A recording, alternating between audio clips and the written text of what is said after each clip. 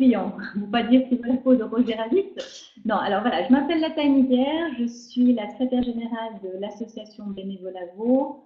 Donc juste 2 mots sur l'association Bénévolat Vaud. C'est un centre de compétences pour la vie associative. Donc on aide à la création, gestion d'associations, engagement bénévole, la question de la création, gestion de groupes d'entraide, et on conduit aussi différents types de projets de promotion du secteur associatif bénévole et de l'entraide autogérée. Donc aujourd'hui, je me positionne plutôt en tant que membre du comité de l'association Social Business Model, et je me suis engagée à faire une présentation brève d'un des outils proposés par le site de SBM, qui est celui de se mettre dans la peau du client.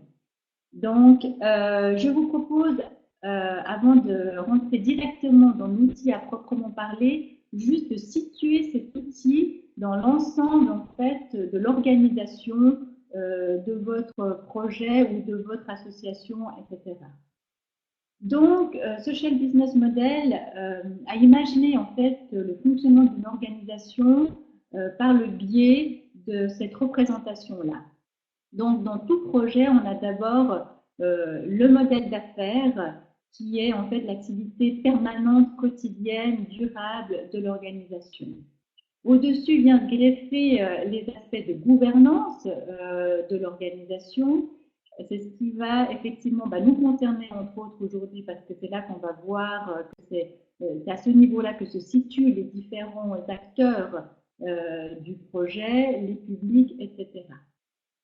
Une fois que l'organisation elle a son activité de base, qu'elle a des différentes personnes qui vont gouverner l'organisation, elle va pouvoir commencer à développer des stratégies. Donc, c'est tous les projets qui vont naître en fait du fonctionnement de l'organisation et qui va permettre à l'organisation de se projeter dans un avenir et de développer des projets tant au niveau de son modèle d'affaires de base, donc au niveau du développement de ses activités, mais ça peut aussi être des stratégies, par exemple, pour éliminer des activités qui ne répondent peut-être plus à des besoins, et pas seulement les activités de développement, etc. Mais ça peut aussi être des projets de consolidation au niveau aussi de la gouvernance de l'organisation, etc. Ensuite, le dernier disque, c'est celui de la responsabilité sociale des entreprises. C'est un disque dans lequel je ne vais pas m'aventurer aujourd'hui à expliquer parce que pour l'instant, au niveau de l'association, on n'a encore pas complètement développé à proprement parler ce disque-là, et on n'a pas conduit suffisamment de réflexion pour avoir un discours, on va dire, cohérent et unique là-dessus. Voilà, donc je reviens à la question des publics. Donc là, vous avez effectivement le modèle d'affaires de votre organisation, comme je disais tout à l'heure, c'est le modèle d'affaires de base qui va vous permettre en fait de conduire les activités de l'organisation. Donc, Social Business Model a développé un modèle d'affaires qui se positionne en 9 questions. Le où, le pourquoi, le qui, le par quoi, le quoi, le avec quoi, le vérifiable, le avec qui, et la chaîne de valeur. Et ça, effectivement, dans la slide précédente, là, j'ai oublié de dire que la plus-value de tout projet social, c'est ce noyau central qui est celui des valeurs, qui donne vraiment la cohérence de l'ensemble du projet et auquel, justement, on doit constamment rattacher l'ensemble de nos actions, que ce soit de gouvernance, d'activité, de stratégie, etc. Donc, l'outil qu'on va utiliser, qu'on va parler aujourd'hui, en fait, il va émaner de ce fameux qui, ici, en fait. Donc, ça va être les différents publics. Donc là, à ce niveau-là, on peut aussi les appeler, il y a différents noms qu'on donne en fait à ce qui. Ça peut être des clients, ça peut être des bénéficiaires, ça peut être des usagers, ça peut être des partenaires, etc. Et on verra que cette dénomination, elle est importante parce que ce qui va aussi définir finalement qu'est-ce qu'on va faire avec ces gens-là et quel rôle ils vont jouer en fait dans l'organisation. Ensuite, ce qui est très important quand on met le focus pour identifier nos publics, c'est de savoir à quoi ça se rattache en fait dans le questionnement du fonctionnement de notre organisation. Et on voit ce qui est important, c'est que les publics ici, en fait, ils vont être définis en fonction en fait d'un problème central. Ça, c'est la plus-value du projet social, c'est qu'en fait, le projet social répond à un problème. On ne va pas créer une organisation à but social s'il n'y a pas de problème à la base, un problème de société la plupart du temps, ou voilà, ça peut être un problème au niveau écologique, un problème au niveau du social, de la santé, etc. Donc ça, c'est très important que pour travailler dans le cadre de cet outil-là au niveau du public, qu'on ait toujours en toile de fond le problème central qu'on aura au préalable identifié et explicité. C'est de là que justement va découler les publics. Et puis, voilà, il y a d'autres outils dans Social Business Model qui permettent aussi de définir en fait les causes premières qui découlent du problème central et les conséquences du problème. Et on voit que l'ensemble de cette chaîne-là est en corrélation en fait avec la déclinaison des différents publics. Hein. Donc le problème central va répondre au public principal, et puis les causes vont toucher directement les bénéficiaires, et puis les conséquences vont avoir un impact sur la société. Donc là, si on continue un petit peu à approfondir et de détailler le 10 qui concerne la gouvernance, c'est ce que je vous disais tout à l'heure, hein, on voit qu'on a ici, c'est ce que je vous disais tout à l'heure, le qui, on a des clients, des bénéficiaires directs, on peut avoir des bénéficiaires aussi indirects, et on a aussi des acteurs ici concurrents ou sociétés, la société de manière générale, qui vont s'inscrire dans ce fameux contexte hein, dans lequel on va travailler. Et c'est important parce qu'on se rendra compte que même si nos activités sont au bénéfice de nos clients ou de nos usagers directement ici, il va y avoir des impacts aussi sur d'autres acteurs. Donc, il ne faut pas négliger que les clients ou le public d'un projet social, bien sûr, c'est ceux-ci à qui on pense, mais comme je disais tout à l'heure, il faut avoir cette vision d'ensemble de l'ensemble des acteurs qui gravitent dans une organisation. Il va y avoir le staff, hein, donc les collaborateurs salariés ou bénévoles qui vont réaliser les activités qui vont être livrées au public, etc. On ne va peut-être pas trop s'attarder sur l'ensemble de ces acteurs-là, mais c'est important quand même d'avoir cette vision d'ensemble des différents acteurs qui sont impliqués dans la réalisation des projets de l'association ou de l'entreprise, etc. Ensuite, encore un élément à tenir compte quand on veut travailler la question des publics, et que ce que je disais tout à l'heure, c'est qu'on définit des publics en fonction des besoins, des problèmes qu'on a identifiés. Les problèmes dans le champ, on va dire, santé sociale de manière large, ils se déclinent grâce à la réflexion qui a été conduite et de la réalisation de la pyramide de Maslow, qui met en fait, qui catégorise en fait, qui hiérarchise, pour être plus juste, le niveau de besoin de public. Donc on a d'abord tout en bas les besoins physiologiques. Ce qu'il faut savoir, c'est que tant qu'une strate ici n'est pas comblée en termes de besoins, on ne pourra jamais passer aux besoins supérieurs. Je donne un exemple là, on parlait tout à l'heure du public quart-monde, en fait, les working poor par exemple. Leurs besoins prioritaires vont se situer en ces deux zones-là. Alors, si on a une activité ou une prestation qu'on veut leur fournir qui va travailler à ce niveau-là, tant que cette échelle-là de besoins n'est pas satisfaite, ça va être très difficile qu'ils se sentent concernés par une activité que vous leur proposeriez à ce niveau-là. Je ne dis pas que c'est impossible, mais c'est plus compliqué à travailler en parallèle avec ça. Donc, il faut bien être conscient que, par exemple, quelqu'un qui n'a pas de toit, n'a pas de quoi se nourrir, il n'aura pas tellement d'intérêt à travailler sur, je sais pas, la réalisation de son portfolio, de travailler sur ses compétences. Parce que pour lui, la priorité, ça va être de trouver un toit et de manger. Donc, c'est important, quand on questionne les différents publics, de pouvoir aussi les rattacher à ce niveau en fait de besoin. Voilà, et maintenant, on arrive à proprement parler du fameux outil qu'on utilise pour identifier, pour travailler, décortiquer, on va dire, nos différents publics cibles.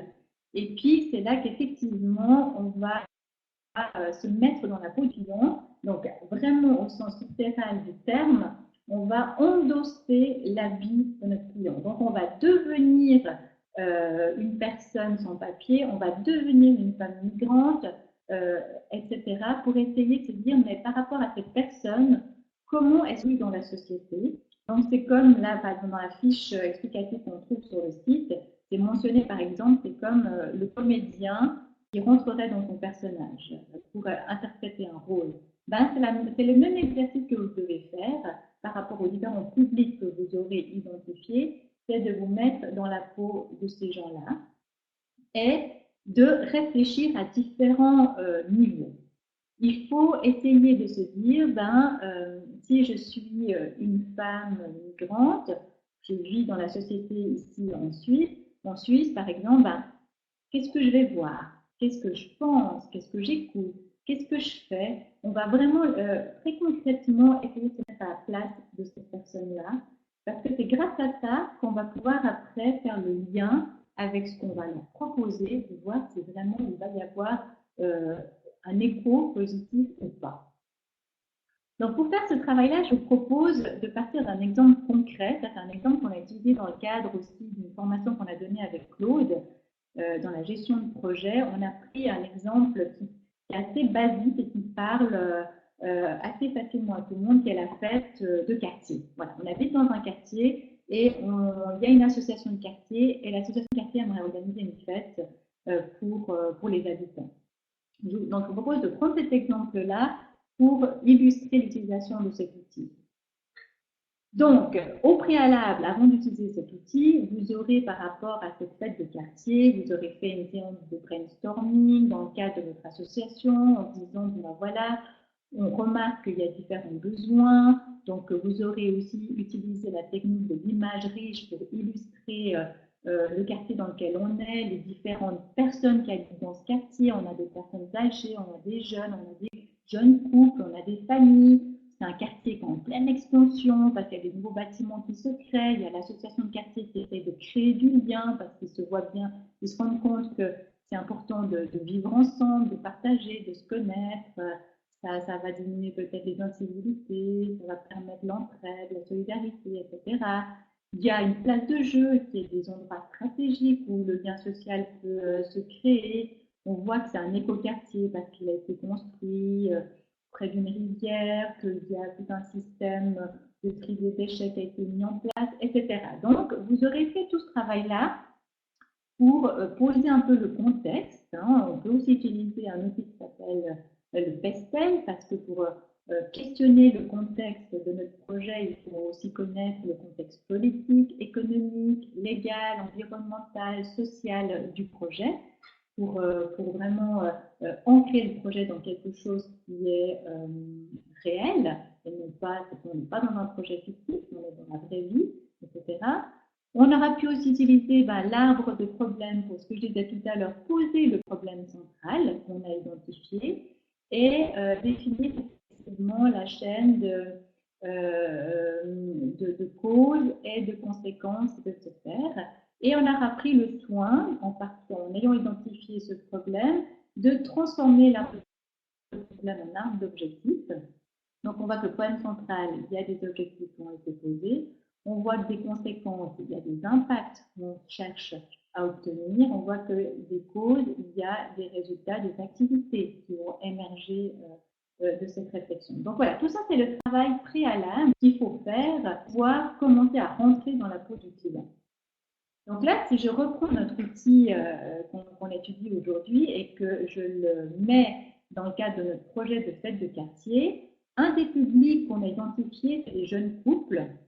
Et ça, c'est assez intéressant parce que dans ce quartier-là, on s'est rendu compte dans les différents fêtes de quartier que c'était un public qu'on avait de la peine à toucher. En fait, ils venaient pas aux fêtes de quartier, etc. Donc, ça devient intéressant de se dire, bon, si on a envie de faire en sorte que ce public-là vienne à nos activités, il faut qu'on le comprenne un peu mieux. Donc, cet outil-là, dans la peau du client, va nous permettre de faire cet exercice-là. Donc, je me mets dans la peau d'un jeune couple, je vis en couple, je suis dans le quartier dans lequel voilà, on se définit pour notre exemple, et je vais me poser la question en me disant, mais voilà, je suis un jeune couple, qu'est-ce que je pense? Voilà, qu'est-ce qui se passe dans ma tête? On a défini, c'est de dire, là, on aime bien être dans notre petit cocon, mais on est quand même conscient qu'il y a un environnement dans lequel on vit, mais on a aussi cette curiosité. Quand on est jeune, on est encore très intéressé, très ouvert, on est fort malléable, etc. Donc, il y a cette curiosité, mais il y a en même temps un peu cette notion d'égocentré. Voilà, comme je disais tout à l'heure, on aime bien notre petit confort. Il y a aussi des parents qui existent de notre entourage qui commencent à mettre certaines pressions, faire des bébés, carrière professionnelle, etc. Il y a des choses qu'on va voir autour de nous.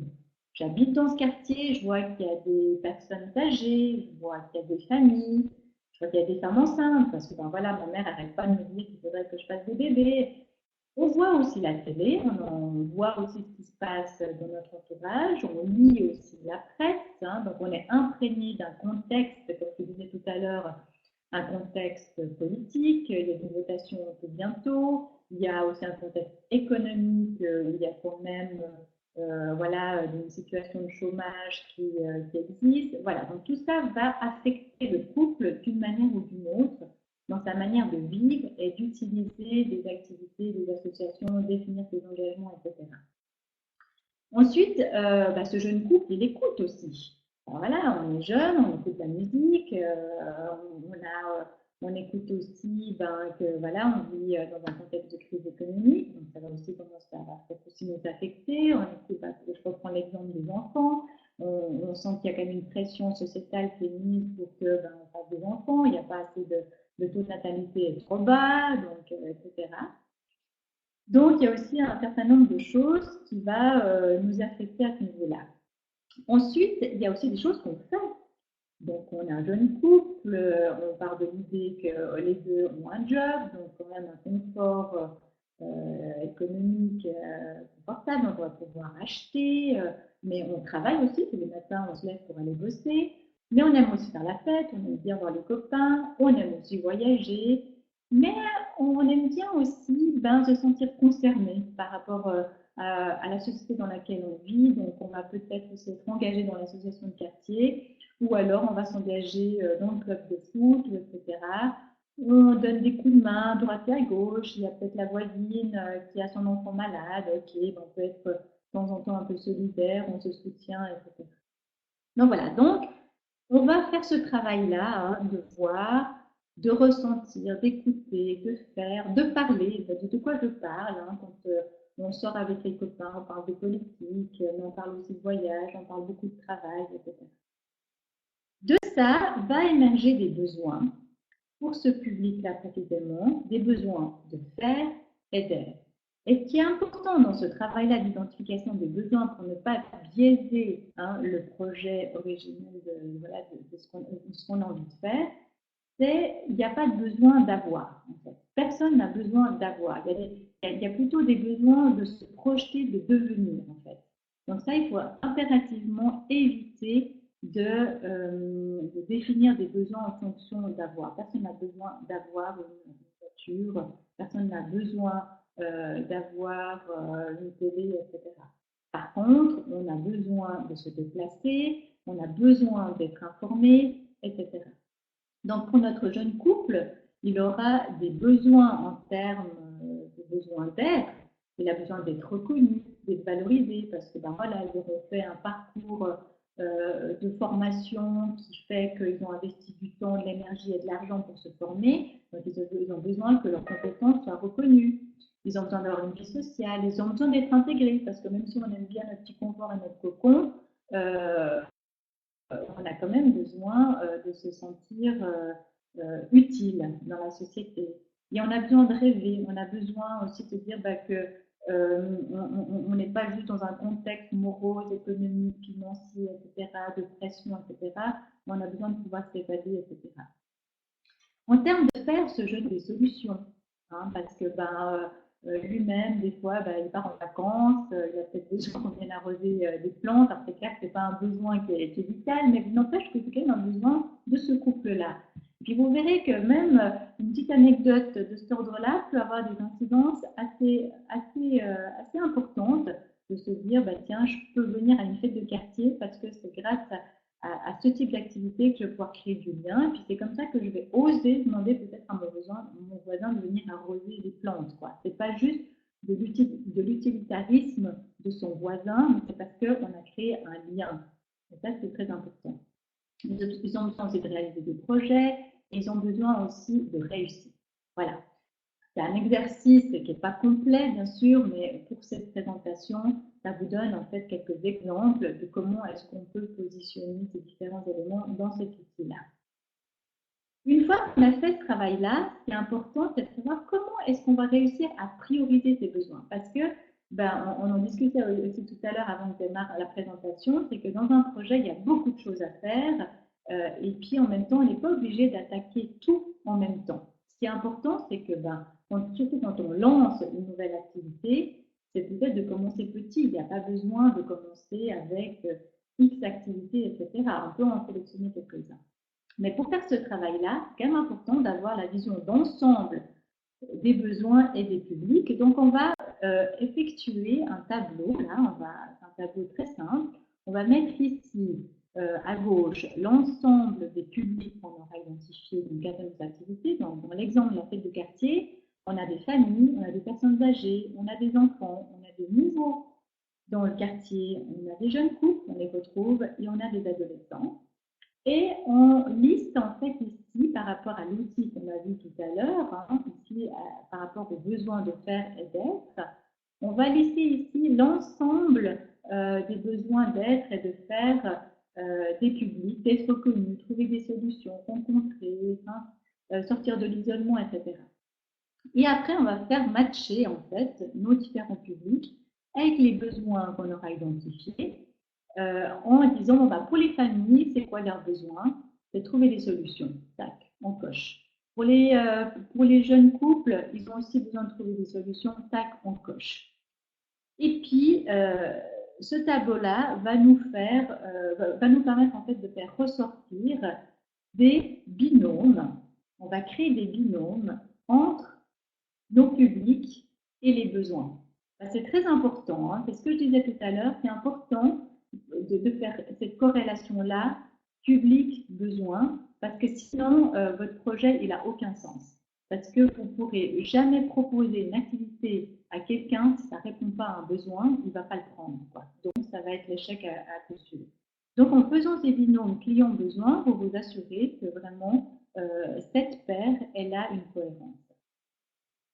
Ensuite, on va prendre nos fameux post-it, on aura fait nos binômes, public-besoin, et on va refaire un petit exercice en positionnant les post-it sur un graphique où ici on aura le niveau de conscience du besoin par rapport à la pertinence du besoin, parce que si effectivement ça peut être la prise de conscience est importante, par contre la pertinence n'est pas très forte, donc on va le positionner plutôt ici. Par contre, si le niveau de conscience est très élevé et que la pertinence est très forte, parce que voilà, si on ne le fait pas, il va y avoir vraiment des effets négatifs sur cette population, par exemple, on va les positionner ici.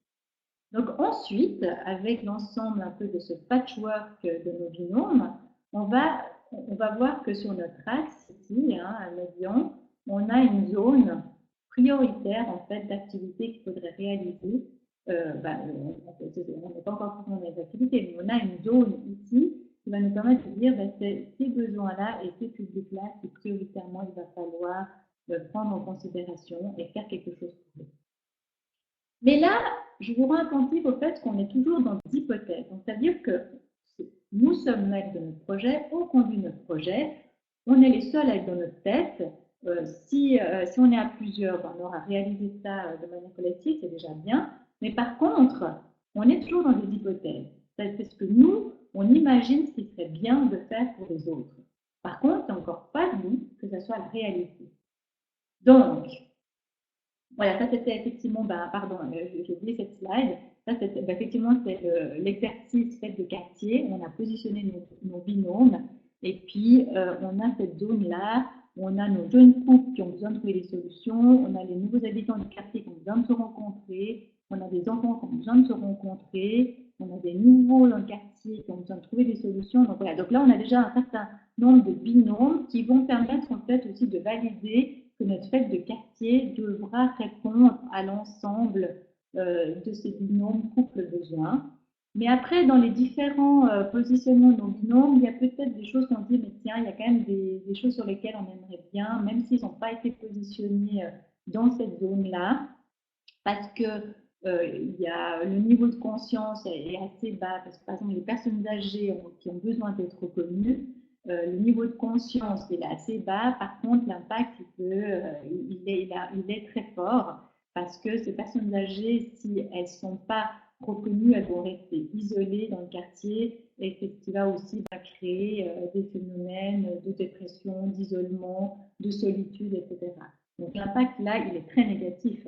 Donc on peut décider comme ça dans notre atelier de dire on va quand même choisir ce post-it là parce que c'est un peu une sorte de coup de cœur ou pour nous c'est important quand même de travailler là-dessus, etc. Voilà, donc ça montre aussi qu'on n'est pas dans une science exacte du management, mais qu'il y a aussi l'aspect émotionnel du projet qu'il ne faut pas perdre de vue. Donc, ce que je disais tout à l'heure, c'est qu'on est toujours dans la dynamique des hypothèses. Il va falloir aller vérifier ça. La vérité, on la détient de par notre perception puis du projet qu'on aura conduit à l'interne, mais c'est encore pas la vérité vraie. Et pour ça, il faut aller sur le terrain. Il fallait vérifier ce qu'on a dit tout à l'heure, l'ensemble des publics et des besoins qu'on a identifiés. Ça, il faut aller les vérifier. Et pour faire ça, il faut aller, voilà, il faut chausser ses chaussures, il faut aller auprès des publics que vous avez identifiés, puis aller leur poser un certain nombre de questions pour essayer de vérifier si les besoins que vous avez posés par rapport à ces publics-là sont réels ou pas. Et là, il y a un outil qui vous permet effectivement après de lister par rapport à vos publics les différents besoins et de faire cette validation binôme public-besoin.